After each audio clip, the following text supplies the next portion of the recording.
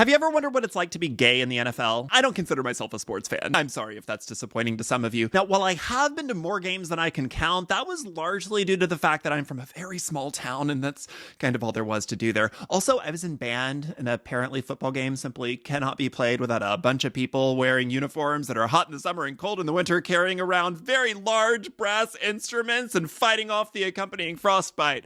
But I digress. Maybe the reason I'm not very into sports is because it never seemed like a very welcoming environment for somebody like me. Far better researchers and voices than I have noted this strange dichotomy of the homoeroticism of sports sitting alongside the homophobia in sports culture. Major League sports have been around since baseball's National League was formed in 1876, then the American League in 1901, followed by the National Football League in 1920, but it wouldn't be until February 2014 when Jason Collins became the first out gay athlete to play in any of the four major North American pro sports leagues. In 2021, that the NFL had its first out openly gay active NFL player in Carl Nassib. In fact, in all of Olympic and professional sports here in the US, despite their century-long history, we've had only a handful of people publicly come out, most of them doing so after retirement. There's actually a whole Wikipedia page devoted to the subject titled Homosexuality in Sports in the United States.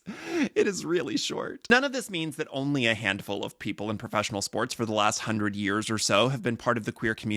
It means that all those folks, both on and off the field, behind the scenes that were queer, had to keep it to themselves for a variety of reasons. Homophobia on and off the field and from the fans kept people closeted, but a culture shift seems to be happening in professional sports in recent years. Kevin Maxson is a strength and conditioning coach for the Jacksonville Jaguars. He's also the first male coach in major American men's professional sports to publicly come out as gay. I sat down with him on a recent episode of my podcast, Head on Fire, to talk about what it takes to train some of the world's best athletes, divorcing yourself from outside criticism, and whether the NFL is finally becoming more welcoming to the queer community. At the latest episode of Head on Fire on Apple Podcasts, Spotify, YouTube, or wherever you get your shows. Yeah, I think there's a huge responsibility, and it doesn't have to come in any specific way.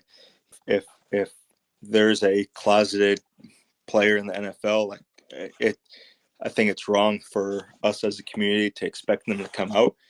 But I think they have a responsibility to show people that, hey, you can be who you are and not have to do anything that society really tells you to. You're allowed to be your unique individual self. See you there.